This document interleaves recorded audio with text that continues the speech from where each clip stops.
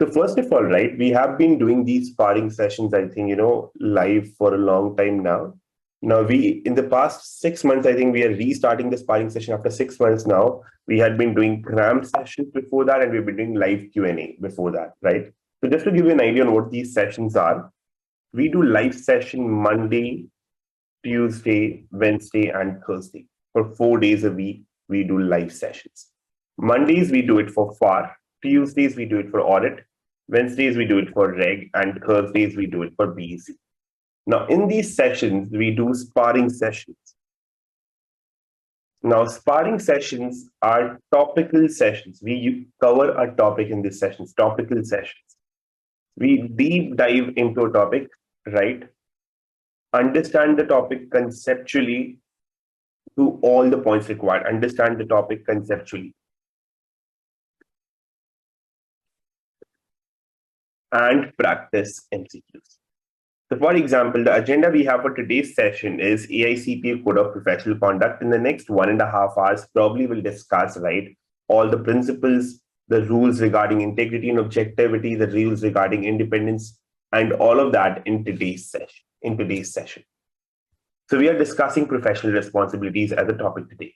And we are discussing AICPA Code of Professional Conduct as a part of the discussion, right? Now, in these topics, right, in these sessions, we have already done it like in 2022. And if you go under the videos tab, you can find all the previous replays. So all the previous sparring replays are right here. Now, we will start with the AICPA Code of Conduct today and will complete all the audit topics in the next 7 to 8 months, probably like around 8 months for us to complete all the topics. So do you wait for 8 months to write your exams? No. You don't schedule your exams around these sessions, right? Because all the previous replays are updated. Think about it. If we do around 40 sessions, right, or 50 sessions, that is basically 1 week a session that will take us a year to complete all the audit sparring sessions. So you don't need to wait for all the sessions to be completed. These videos are completely updated. They're updated for the current exams. So for example, if there is a change that comes in, we first update those videos to make sure these videos are updated for the exams being taken. So let's just say in the middle of January, if they come up with an update for audit report for issuers, these sessions will go on. But in the background, we'll update these videos to make sure they're applicable for the current exams. So yes, these videos are always updated. These videos are always applicable for the current exams. So the way you can use these sessions is, let's just say you're planning to take your exams in January. So probably what I'll decide is that these two topics, I'll do it live, right? And the other topics, I'll watch the videos. That's the idea. Now, all the replays are posted right here. Once we do these sessions, what we'll do is we'll replace the old video with the new one here. So let's just say last time we had done AICPA Code of Professional Conduct. This time we have broken it down into 2 sessions. Now, the reason we have broken it down into 2 sessions, it's not because that we are covering extra content or anything. Of course, first of all, we'll be practicing more MCQs. So we'll be doing around 30 MCQs on AICPA Code of Professional Conduct Part 1 itself. So we do 2 sessions. So in the next 2 sessions of AICPA Code of Professional Conduct, almost all the MCQs would have been done live itself, right? So that's how we approach it. So the videos will be updated here. Now we also do Cram sessions, which we finished, I think, somewhere in September for 2022, right? So if you see, all the Cram sessions are right here. Now, Cram sessions are a quick overview. Probably in 15 hours, you can walk through the entire audit curriculum. That's the Cram session which we have here. In this, we also do AICPA released questions, Q&A, right? AICPA released AICPA sample test. And the videos are already here.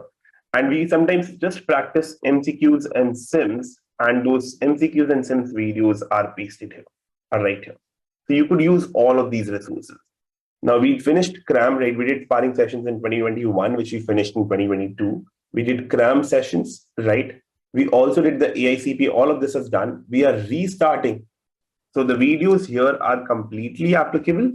But in these live sessions, we'll be redoing the topical sessions And once we do these sessions, we'll upload the old videos, we'll replace the old videos with the new ones.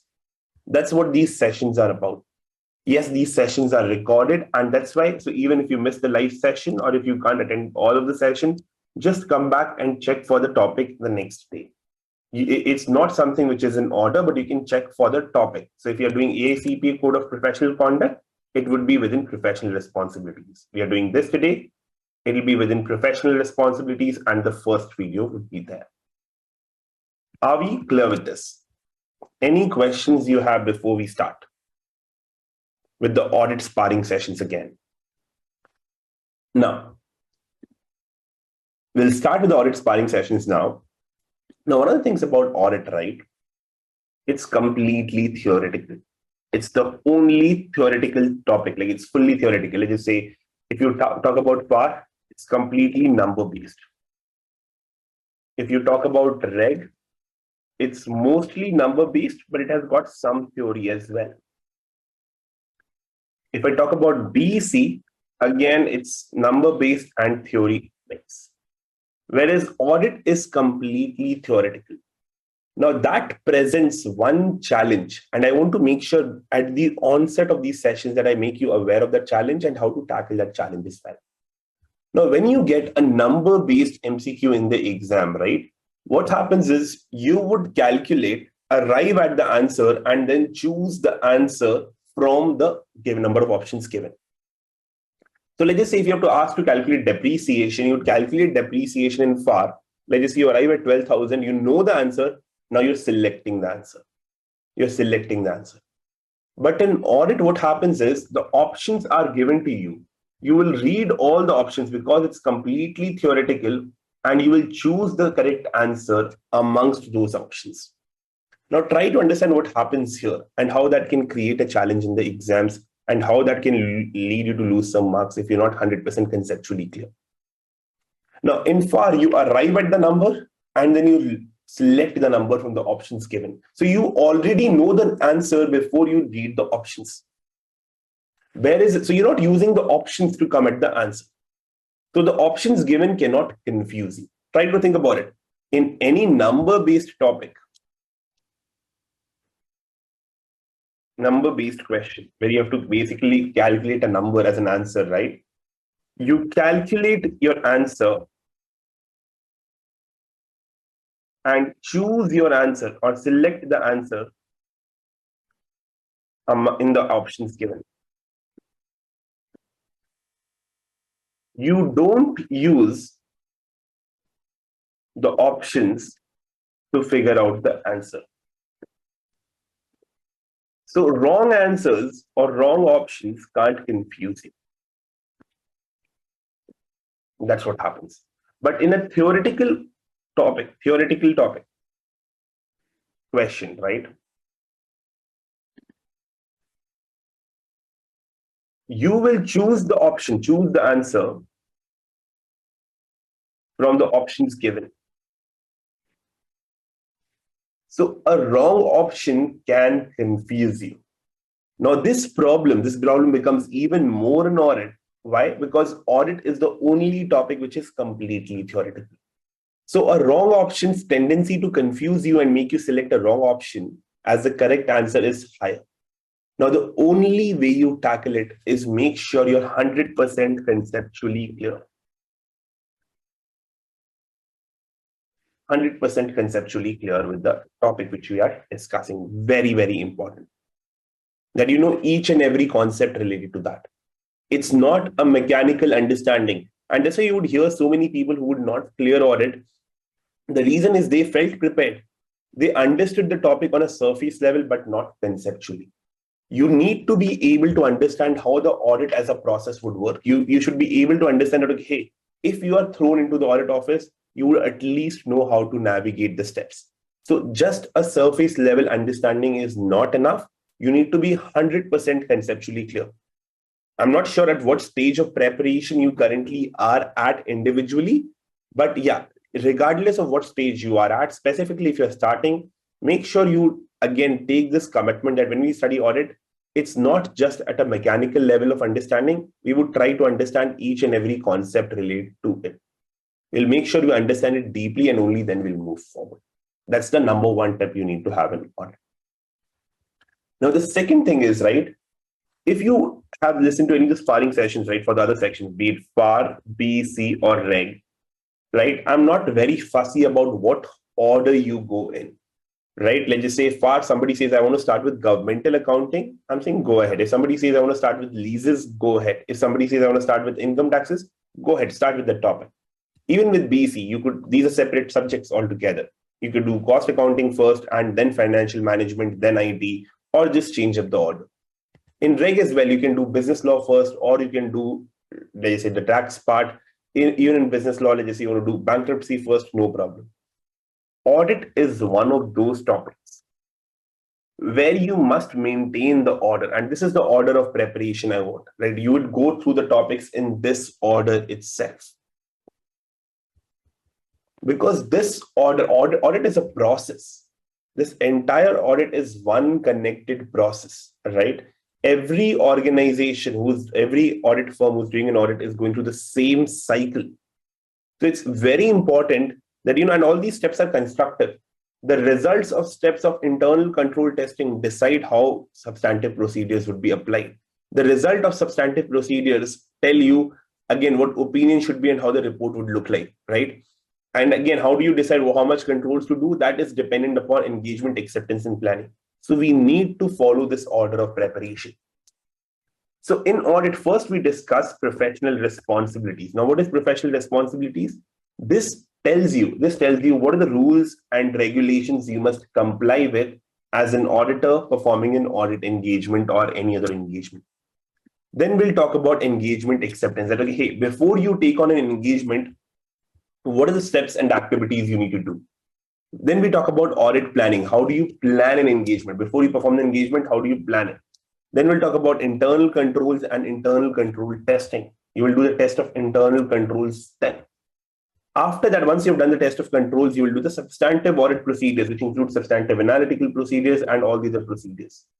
Based on that, right, we'll have the audit reports come out. Now, again, all these procedures are done on a sampling basis, So we'll discuss sampling after that. And of course, we can use audit data analytics in evaluating this sample results,